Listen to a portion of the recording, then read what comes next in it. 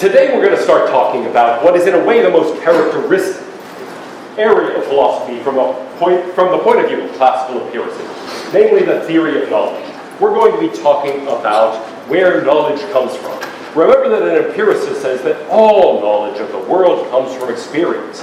There really is a world out there. The empiricists classically are realists, but they also think that we're given faculties, for example, perception, of perceiving the world, of understanding it, of knowing things about it on the basis of experience. So everything ultimately comes from that. That makes an externalist point of view natural, as we'll see. There's a contrast in the theory of knowledge between externalist approaches and internalist approaches. I'm going to explain what that is, and then we'll look at empiricism's way of thinking about this from an externalist point of view. At the outset here, I have to caution that most philosophers in the Western tradition have been internalists. So our main examples of externalists are actually going to come from ancient India. It has become popular in recent times to be an externalist, even in the West, but that is really something that arose in 1967 and thereafter. Before that, everybody was more or less an internalist. And so it's only been a recent phenomenon here, but it's been going on for millennia in India, partly because the Indian tradition was thoroughly empiricist from the beginning, or at least certain schools of it were. Well, we're going to then start with the theory of knowledge, epistemology. We're going to ask, how do we know? How much do we know, and where does our knowledge come from? The empiricist's answer is, it comes from experience. Now, what is knowledge? How do we know when we have it? A lot of philosophers from a variety of traditions have been interested in defining knowledge. It matters whether you say, I know something, or whether I just think so, I guess, I'm estimating, I believe that, blah, blah, blah, or whether you say, no, I know it. Now, what is knowledge? The first thing that's pretty uncontroversial is that knowledge implies truth. You can't know it if it isn't so. So, for example, I know that today is Monday. And I can know that only if today is Monday. If today were some other day, I couldn't know that it's Monday, because I'd be wrong. Now, there is a way of taking the verb to know that really just means to feel sure of something. And in that way, it doesn't imply truth. Mark Twain, for example, once talking about politicians, said, the problem isn't what they don't know, it's what they know that isn't so. And that's a way of using knowledge that's different from that. What he's saying really is they think they know certain things, they feel sure of certain things that in fact they couldn't possibly know because those things are not true. But in our use of the term knowledge, it will always mean something true. You can't know it if it isn't so. Now, a second thing that's almost as uncontroversial is that to know something you have to believe it. You must think so. So we could say knowledge is a kind of belief. If I know that it's Monday, I must at least believe that it's Monday. How could I know that it's Monday if I don't even believe it? Now, there are complications to this. We'd need to say something about knowing how to do something, where it seems like we can't even make sense of the idea that I believe how to do something. And so there are reasons why some people have said, no, you start with knowledge first, and then you move to other attitudes like belief. However, throughout all traditions, really, people have generally known that knowledge is a kind of belief. Well, this suggests one possibility for a definition of knowledge. It's just true belief. And so Plato, in his dialogue with Theaetetus, which we'll look at later, thinks about that option. Says, could we think of knowledge simply as true belief? You think so, it's true, so you know it.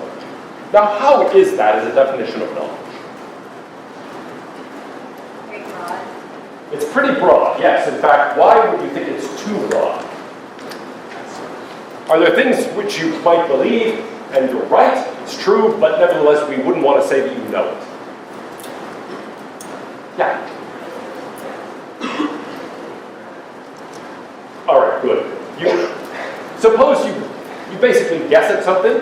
Now, of course, I might guess and have no idea. Somebody might be holding hands behind their back and have a number of fingers they're sort of putting up, but I can't see them. And then, yeah, like how many fingers do you think I'm holding up right now? Well, pick a number in your head. And now, the answer was 2. All right, some of you might have been right. Did you know that it was 2? Presumably not, right? You just got lucky. Now you might say, well, look, it's not that I believed that it was 2. I was just guessing. So that's not exactly a case. But there might be all sorts of other situations in which you have a belief. You turn out to be right, but you don't really have very strong grounds for your belief. So, gosh, I bet some of you thought that any NFL wide receiver would know that in the last few seconds of the game, you try to get out of bounds. That is true. And maybe you would have believed that. Well, actually, it's not true, is it? We just had that demonstrated, so never mind. That's not a good example. Yeah, so let me think. Yes? It's because he went to Baylor. It's because he went to Baylor. Okay, that's a good explanation. Yeah. I'm tempted to go off on a tangent now, but I better not do that. We could think, actually football is a rich area for things like this, where, next week, will the Longhorns win? Yes. Okay. Yes, a lot of you are saying. Okay, you have that belief. Let's assume that it's true, that next week they do win. Can we say, wow, that guy knew they'd win? Darn, I wish I had listened to it. I should have placed a bet because, he knew it. Well, he had this belief, right? And he might have even been able to explain something. You might say, look, you can't really know whether they're winning, especially if they're playing a tough team. And so you might think that's the kind of thing you might be right about, but on the other hand, do you really know it? At the beginning of the season, you might think that your favorite team in any sport is not going to win the championship. Why? Because it's long odds, even if your team is the best team. Now, in those situations, you might think, yeah, my team isn't going to win the championship, and assume that they don't. Then you had a belief it was true, but could you really be said to know that your team wasn't going to win the championship? Probably not. I mean, maybe. Depends on your team. There's some really bad teams out there. But odds are, if your team is at least a contender, you could think they're not going to win. For example, my favorite baseball team, the Pittsburgh Pirates. I didn't believe they'd win the championship this year, that they'd win the pennant or even win their division. And partly I've got reasons for that, because Chicago's terrific. But partly, it's really just that what are the odds, right? I've seen them win a few pennants, but they're few and far between. And so I think, yeah, they're not going to really win. It turns out I'm right. They recently lost 7 in a row. On the other hand, did I know it? Not really. I mean, it might have happened if they turned it around and won. So here's the problem. Beliefs can be true, but they can be true accidentally. They can be true in a situation where you have a little bit of evidence, but not really anything like conclusive evidence that we think is required to support knowledge. It might be an area where we don't really have any evidence at all. Suppose you believe that God exists, and God does exist. Could you be said to know that God exists just by virtue of that? Or suppose God doesn't exist and you think so, and you turn to be right. Is that something we say, aha, that person knew God didn't exist? No. And presumably the same thing is true with aliens being on other planets, or all sorts of other things about which we really don't have very strong evidence. If you do think there's strong evidence about some of those questions, well then just think about a particular form of alien or a particular religion being true, and you might think, yeah, gosh, that's not really the kind of thing we can have very conclusive evidence about. Yeah? What about scientific theories were so close, or as close as we can be to saying something definitively, we can't? Is that considered not knowledge or not based on ideas? All right, well, good question. In science, do we consider ourselves to have knowledge on the basis of the kinds of evidence we have? Scientific theories are, in a sense, always open to further confirmation or disconfirmation. We are never in a position to say that science is completely settled and there's no further investigation possible on a certain question. But on the other hand, there's things we're pretty confident of and that we think we know. And so in science, it seems to me some things are treated as known. These are just sort of, as it were, scientific facts that are well established. Other things are theories. They're well-supported theories in many cases, but things that people wouldn't say, oh, I know this is true. It's a theory and there's lots of evidence for it. In some other cases, people say, well, here's a theory, but it's one of a variety of competing theories, and nobody's quite sure which of these theories is best to adopt. Some theories of hyperspace are like that. And then there are other things that are really just conjectures, and scientists describe them as conjectures and wouldn't even put them forward as things that they have as beliefs. So I think within science you see a whole spectrum of things. Some beliefs are treated as knowledge and some aren't, and it's a subtle question to say what kind of support do you have to have, if it's a question of support at all. The externalist thinks that's actually the wrong way to think about this. Let's take a look at how we might proceed to address this question a little more precisely. We could say knowledge is truth plus belief plus something else. true belief isn't yet enough. We need something else, because we want to rule out these cases of being right by accident, being right even though there was no evidence on either side of the question, or there was insufficient evidence, etc. Call the property that has to be added to belief and truth warrant. Well, then we can say by definition that knowledge is warranted true belief. But that doesn't really tell us very much, because I've defined warrant as whatever it is you have to add to truth and belief to get knowledge. And so that really just kicks the can down the road, philosophically speaking. We're really just then saying the real question is, what is warrant? How do we understand what that additional thing is that we need in order to know something? Knowledge is a belief that is true and then has some additional characteristic. But what is that characteristic? We'll just call it warrant. But on the other hand, so far we haven't said anything about what warrant is. Now there are two basic approaches to this. After all, if you think about the other two components, truth and belief, you can say they differ in a really interesting way. Truth has to do with the connection between your belief and the world. Whereas your belief, something being a belief, as opposed to a hope, for example, or a guess, that's something that has to do with the kind of mental state it is. So we can say, all right, there is one internal component to this. You have to believe something, and that has to do with your internal mental state. But then there's also an external component that has to do with your relation to the world, namely that belief has to be true. And then we've got this additional warrant. So the question is natural now. Is it an internal thing, kind of like the belief component that has to do with things going on in your mind? Or is it something external that has to do with relations to the world? Is it more like belief in its sort of role here, or is it more like truth? Well, here's a little picture meant to illustrate this. There is somebody who has a belief. They believe that the kitten is in the car. That's actually a Barbie car that my daughters had when they were young.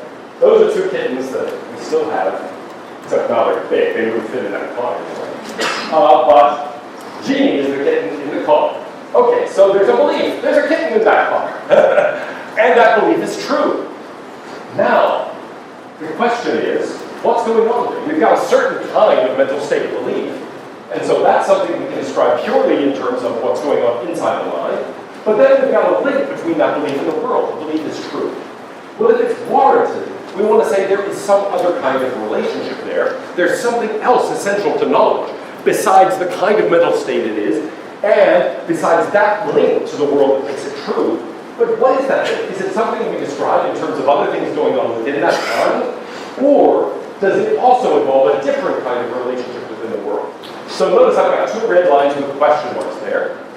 One goes, does something else inside the mind?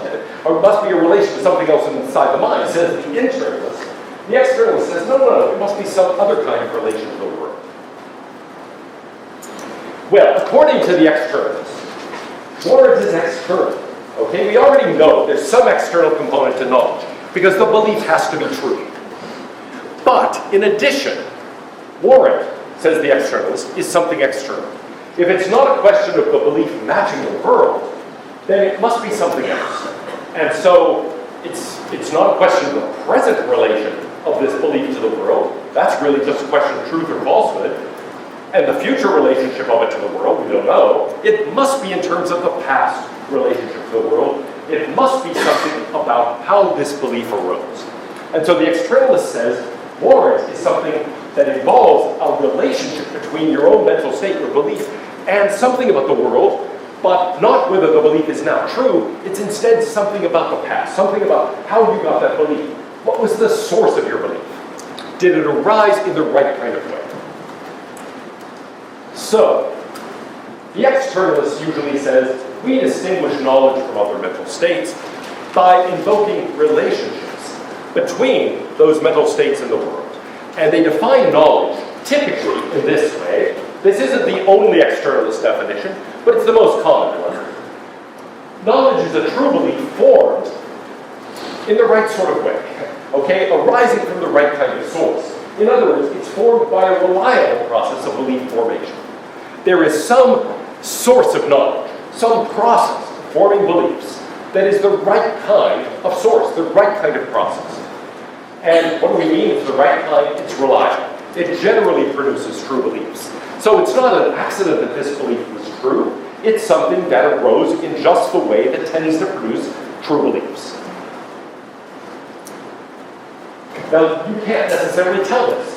You have all sorts of beliefs, but if I say, well, why do you have that belief? How did it arise in your mind? In some cases, it's very clear, and in some cases, it might not be clear at all. Sometimes you might remember who told you that Macedonia was just north of Greece. Or you might remember who told you what was the capital of Malaysia. But in other cases, you might think, gosh, I don't know. Why do I have this belief? Where did it come from? And it might be something you have no idea about. You might not know, really, whether that's something that's reliable or not. So you can't necessarily tell whether a belief of yours is really knowledge.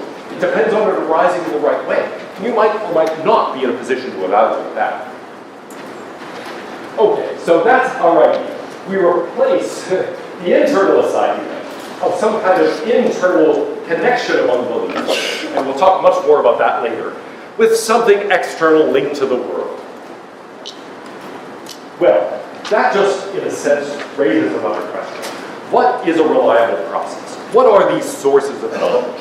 In general, we want to say for a source of knowledge to be reliable, it generally produces true beliefs about the world. So the outcome normally, usually, is a true belief. Now that's, of course, when this is used normally in normal situations. And so there can be circumstances where even these good sources of knowledge lead us astray. They're not going to be infallible sources of knowledge, but they're good sources of knowledge. They're reliable in the sense that normally, when used normally in normal situations, they produce true beliefs. And by the way, the pictures you see here are of contemporary philosophers who have developed these ideas. So, what are these sources of knowledge? What are sources of knowledge that are reliable? Well, here I'm really going to ask, what are some sources of knowledge that are reliable sources that generally produce true beliefs? Yeah? Well, I guess like your 5 senses of like science generally. Ooh, scientific method. Okay, good. Science seems to be something that produces reliable beliefs. We follow scientific method, we form hypotheses, we examine them through experimentation, we revise them in light of the results of the experiments. You might say those processes generally produce true beliefs. Now, not in all cases, scientists believe all sorts of strange things. However, they tend to produce good beliefs, at least if carried on long enough. And so that's the sort of thing that you might say is a good process of belief formation. Other examples, yeah? Professors and authority figures. You bet. I say things that they are almost always true. Yeah, you will believe it. Now, authority figures, are all authority figures reliable sources of knowledge?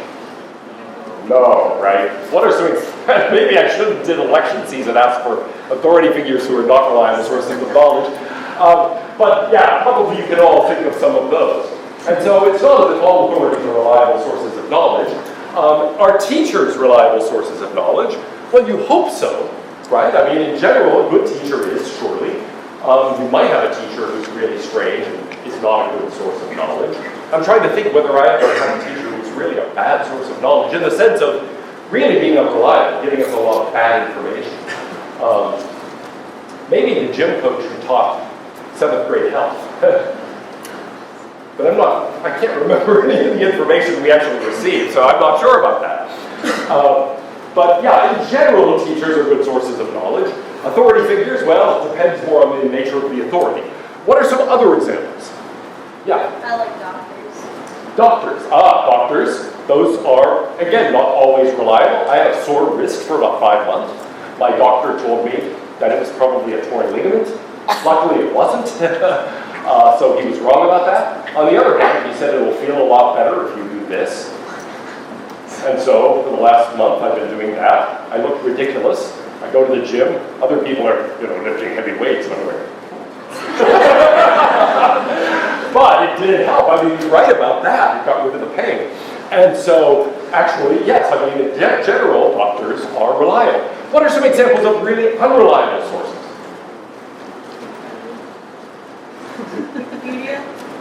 Wikipedia.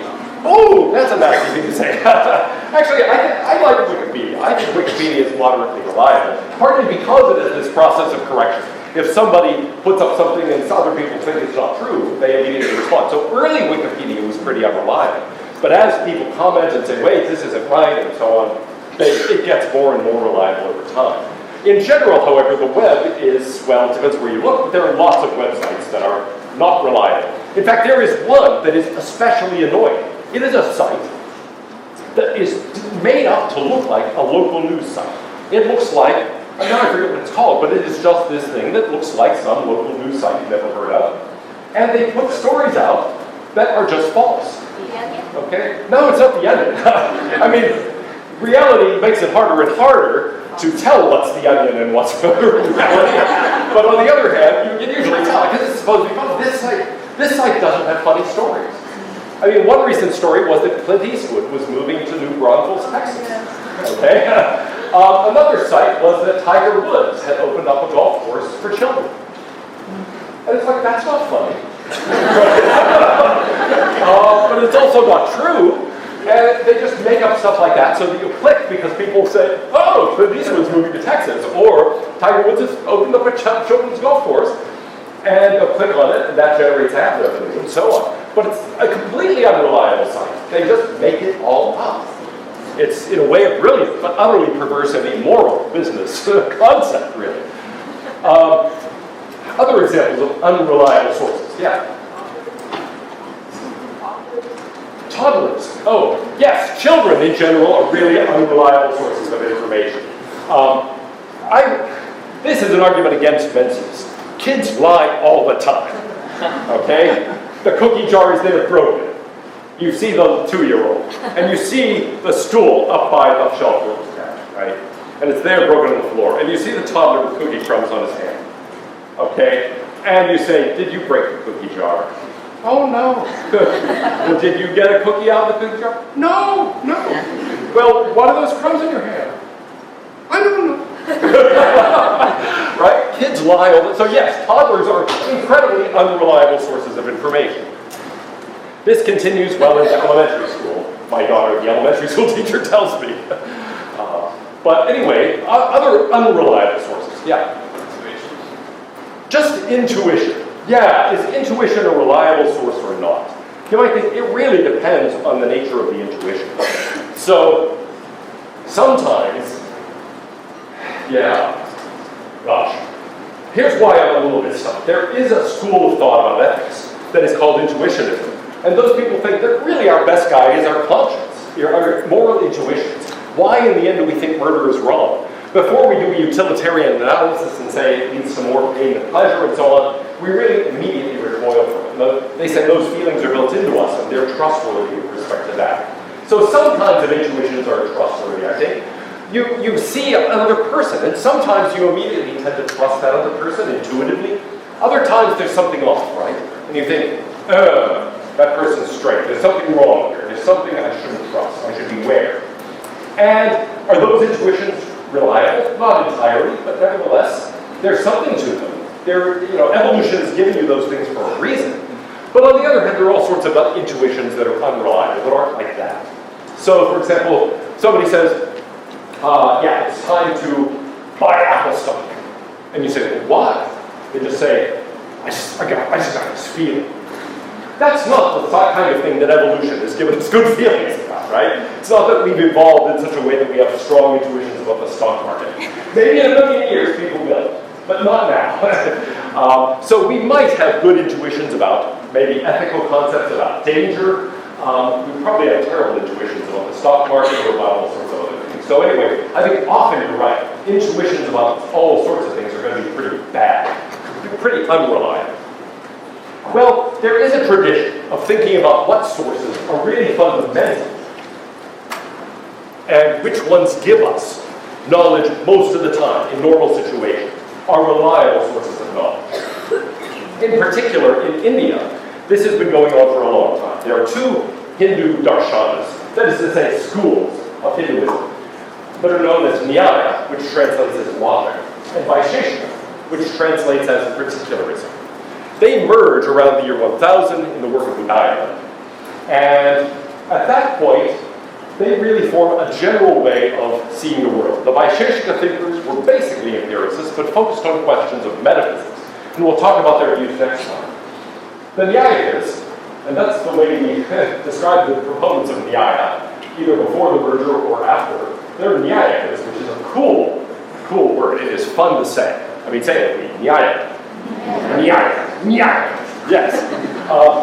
Say that at a party and people are immediately impressed and leave you alone. Well, anyway, this is a view that combines realism in the work of the Vaisheshikas and then empiricism in the work of the Nyayikas.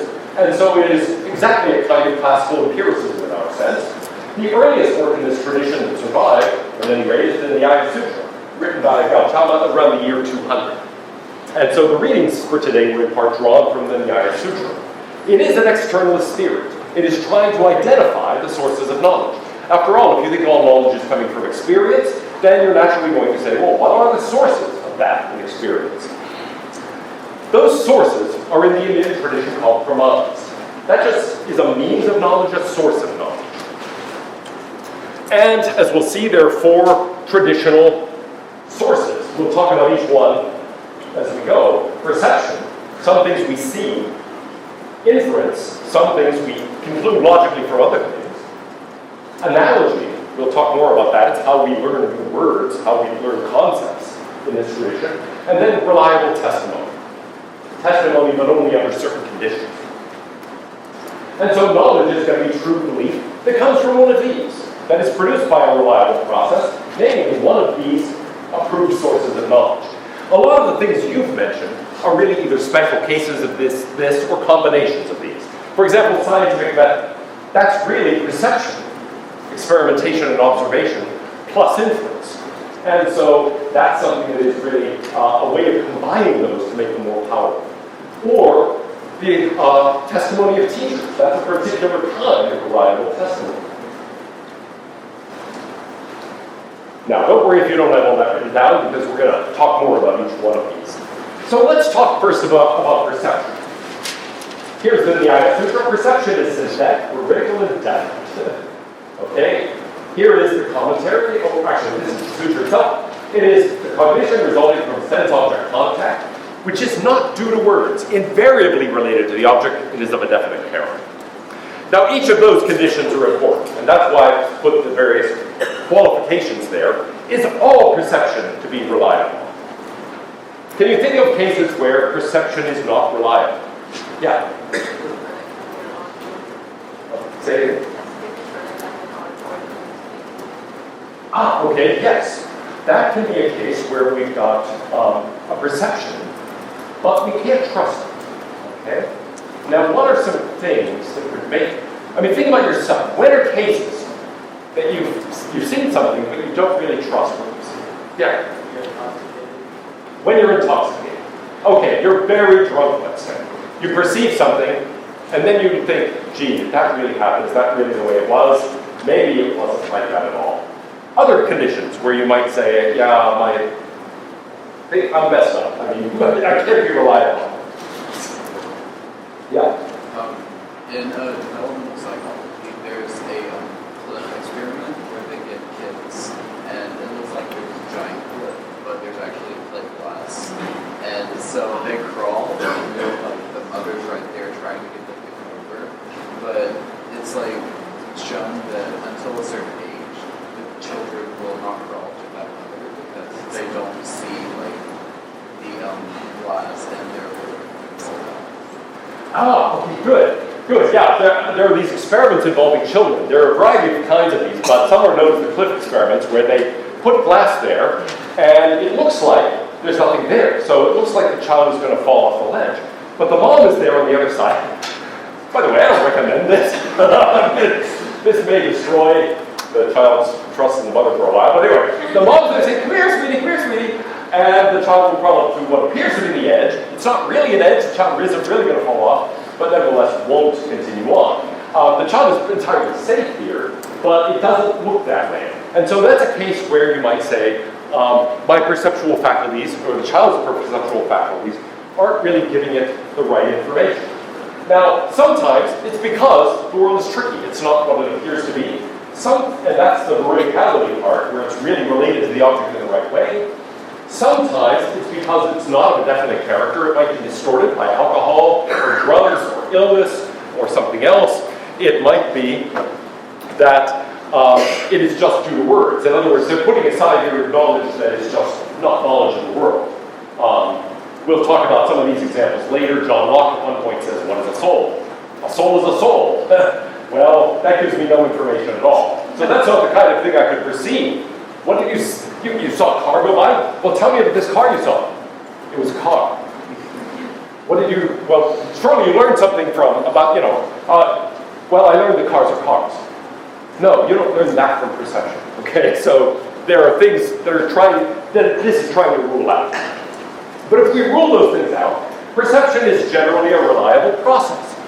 Usually, I'm perceiving things accurately. It's usually giving me true information about the world. That is to say, when I'm using my sense organs normally in normal situations, I can, of course, violate that. There are illusions, like the thing at the top there, and we'll talk much more about those when we look at skepticism. There are distorting glasses and mirrors. There's strange lighting.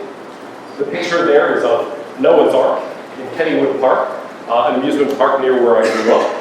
And it's one where there are all sorts of weird distorting mirrors, all sorts of strange lighting, all sorts of things that mess with your ordinary perceptions of things. Some of you may have been in Casa Magnetica in Six Flags in Arlington, where it looks like all sorts of things are going on. And they're not really, it's just that the angles are so weird that they trick your sense organs into thinking that balls are rolling upward and things like that. Well, there are also other sources of knowledge. For example, inference. We draw conclusions from other things we know.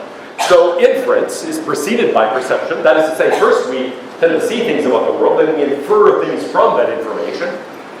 And in the Indian tradition, it's of three kinds, which are explained better on this next slide. Oops. There. Sometimes we go from cause to effect.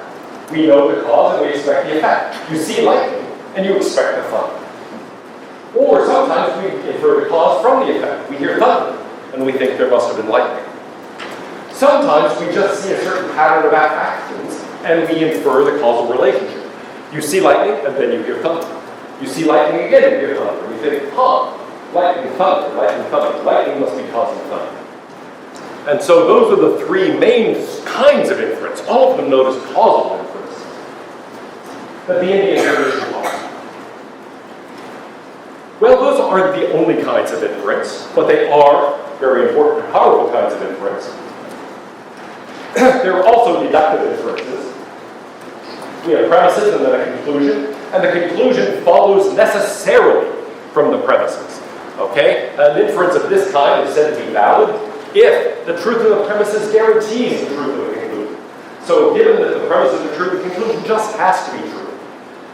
A friend of mine calls these inferences bulletproof. If you've got the truth of the premises, the truth of the conclusion is necessary. It follows no matter what. So here are some examples. All men are mortal. Socrates is a man, so Socrates is mortal. Or Aristotle tutored Alexander the Great, so Aristotle tutored someone. Those inferences are bulletproof. If the premises are true, the conclusion has to be true. But there are also inductive inferences, and actually the causal inferences that are talked about in the Indian tradition are like this. The truth of the premises here doesn't necessarily guarantee the conclusion is truth, but it does make it probable. So all ravens we've observed are black. We conclude that all ravens are black. Okay? Every time we've seen a certain thing happen, every time we've seen lightning, there's been thunder. Actually, that's not really true, right? But every time we've heard thunder, there seems to have been lightning beforehand, so we conclude that lightning causes thunder. The picture there is of one of my teachers, by the way, Carl Hempel, one of the great philosophers of science of the 20th century. There are also things known as common sense inferences, where we say the truth of the premises makes it reasonable to accept the conclusion, at least if we don't have any additional information. And one of the key figures in developing this idea is pictured there, John McCarthy. So here's an example of that. And by the way, that's our own specialist in this, Vladimir Lifshitz. So here's an example, birds fly. Tweety is a bird, so Tweety flies. An entirely reasonable inference, but of course it's not guaranteed. Tweety could be a penguin. Tweety could have a broken wing, and so on. Now, are there other sources of knowledge? Well, in this tradition, there are two. Okay, testimony. But it has to be from a trustworthy person. Somebody who knows what they're talking about and wants to communicate. Wants to actually give you accurate information. So, for example, if a person doesn't know what they're talking about, but they're giving you testimony, does that mean you now know, even if they turn out to be right? They had no idea what they were talking about. They were just making all this up. Turn out they were lucky you got it right. We say you know because they told you? No. They've got to know, first of all. And secondly, they've got to be trying to tell you. If I know what's real here, but then I make up some story, I'm not trying to tell you the truth that I know, then of course it doesn't count. So the idea is, again, testimony is a reliable process. You find out a lot about the world from hearing about it from other people. Teachers, friends, others who have perceived things you haven't perceived. Well, there's one last one in the Indian tradition, analogy. We use this in knowing language. We compare things to other things. So, how do we do this? Well, here's a good example. A zebu. What is a zebu? It's like an ox with a hump and dewlap. It's an example drawn from a Simpson episode where Lisa is teaching Maggie new words. Hump and dewlap, hump and dewlap. Or what is a jackfruit? Well, it's a South Asian fruit. It looks like a watermelon. It's big, but it's sort of spiky on the outside. And inside, there are all these wonderful little fruits that look kind of like dried apricots and taste like juicy fruit gum, which was inspired by this fruit. It's super yummy, by the way. Glorious, unbelievably messy to chop apart and eat, but fantastic. Anyway, are there any others? Here's one possible one. Maybe memory. Is memory a reliable process? We rely on our memories for lots of information. Maybe that's reliable enough to count as one of these two. It's interesting, I think, that neither in the West nor in India is it usually listed among them, but it's one additional possibility I thought of. Now, Aristotle, in the reading selection we had for today, is talking about sources of knowledge, and he essentially says there are just two, perception and inference. In India, it's perception and inference, but also testimony and analogy.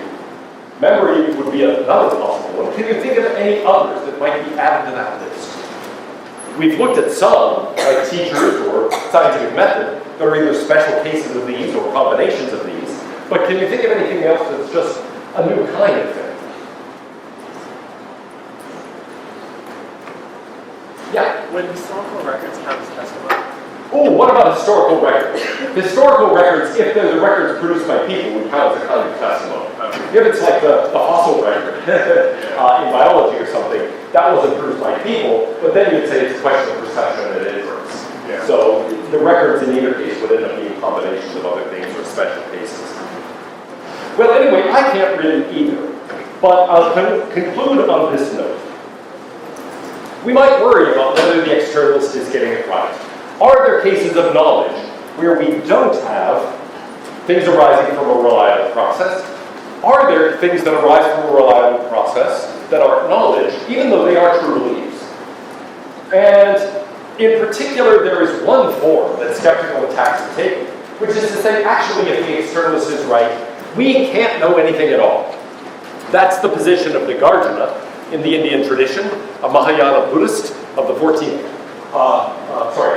Indian Zen patriarch. He's the founder of Adhyatma Buddhism, and he essentially says, look, if this is right, we can't know anything. Why? Because we can never know that a reliable source is really reliable. How do I know that a source of knowledge is reliable? He says, I would need a source of sources and so on.